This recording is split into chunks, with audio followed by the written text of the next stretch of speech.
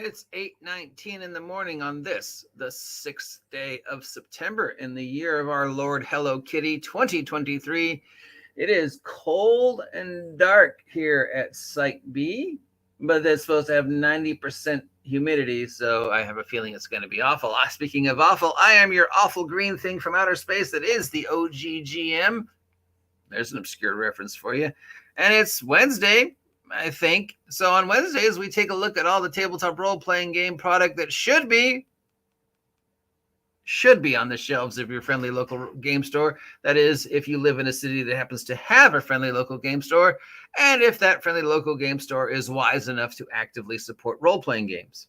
Unless, of course, you live here in Ventura, where we are within a 20-minute drive of over 7 different game shops, none of which actively support tabletop role-playing games. But I'm not bitter. That said, if one of these products are something you want, call ahead to your shop and make sure they have it in stock, or if they can order it for you before you head on over. And when you get there, tell them to subscribe to the OGGM Adventures on YouTube. Let's take a look at what's new this week and if anything stands out as interesting. Our friends over at Mongoose Publishing has re-released some new episodes of the Journal of Travelers Aid Society. This is Volume 7 and Volume 8. These are $30 magazines for Traveler, Mongoose's version of Traveler. I recommend everybody go over to my friend Shoner's site. He always answers questions for Traveler. So, yeah, $30 for a magazine type thing filled with a couple different pages of random Traveler themed stuff with encounters, characters, rules, short stories, comics, adventures, that kind of stuff. From Modiphius Entertainment, we have Viva la Resistance for Achtung Cthulhu and the Star Trek Lower Decks Campaign Guide. These are both for the 2D20 system that Modiphius makes. The Achtung Cthulhu Viva la Resistance is $31. And the Star Trek Adventures Lower Decks is $55.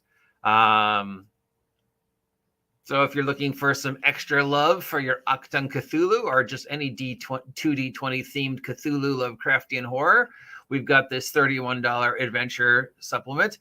And then if you want to play in the campaign world of Star Trek Lower Decks, which I've finally seen an episode of, and it is pretty funny, sure, check it out. $55, maybe. I don't know. It just depends if if it's written to force the comedy. Trouble with writing a comedy role-playing game is you can't force comedy. Comedy in a role-playing game just kind of has to happen naturally. And in case you didn't know this was out, Free League has released the Quick Start Guide, GM screen, and dice specifically for Dragonbane. The Quick Start Guide is $7. Aren't Quick Start Guides supposed to be free? The DM screen is $25, and the dice are $20. They're dragon-themed dice, so they're green, and the 20-sider has a little teeny dragon. Other than that, they're your normal $5.99 set of dice. The Quick Start Guide is supposed to be free, or like $1, $7 for a Quick Start Guide. Free League is putting a lot of eggs in the Dragonbane basket. Some people like this game, some people don't. We'll see what happens, but they're definitely counting on it to be huge. From Kobold Press, we have The Waste of Chaos. This is a new campaign setting they were working on for D&D 5e. Waste of Chaos is $50 or $80 for the super special alternate cover edition. It's a ruined land filled with chaos magic, corrupted locals, fiendish cults, ancient treasures, foul playable races and sub-races, and all sorts of desert-themed, chaos-themed, post-apocalypse fantasy, Thundar the Barbarian type stuff. Is this the campaign setting that Tales from the Valiant is going to be set in? Or are they going to be making a new campaign setting for Tales from the Valiant when it comes to press next year?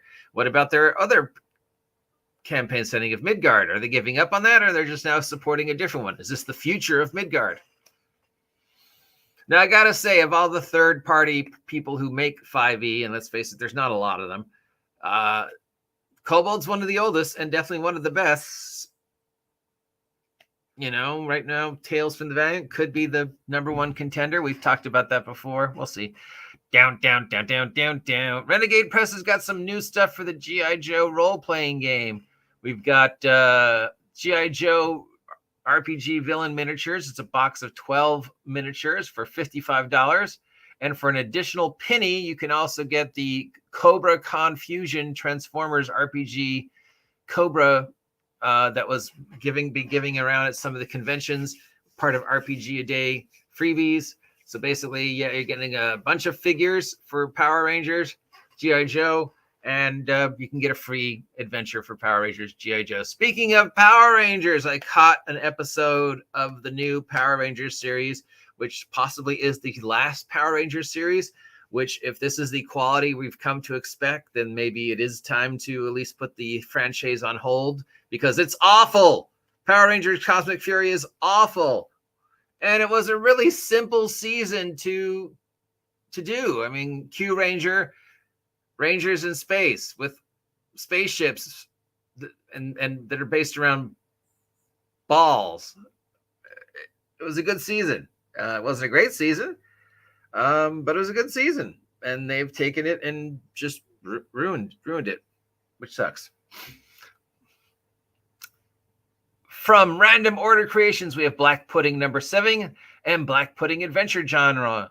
These are $7 each. Black Pudding #7 is a zine with new character classes and monsters, and Black Pudding Adventure Journal, which is also $7, is a line page for reporting campaign and adventure notes.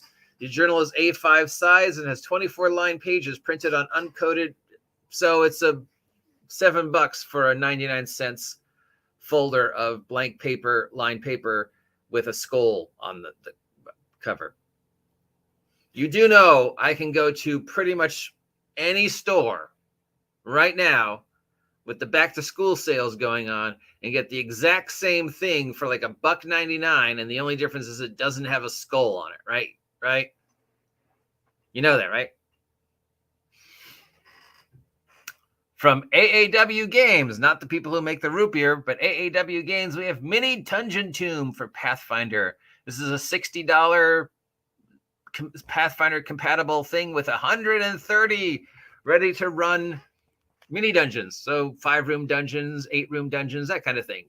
One shots. You can link them all together to tell it a campaign, or you can just sort of splice them into other campaigns whenever you want to spruce something up.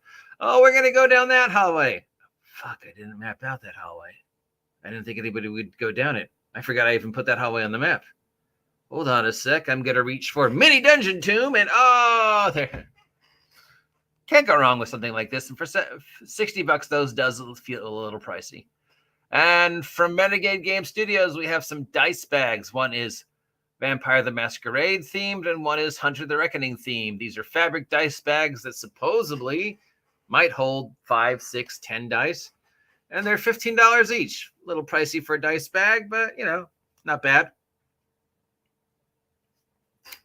And that's it. Nothing really stands out to me this week, but if any of these stand out to you this week, give your friendly local game store a call to make sure these are in stock, and then head on over and pick it up or have them order it for you.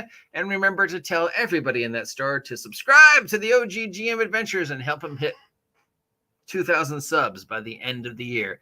Till next time, I'll talk to you all later. See ya.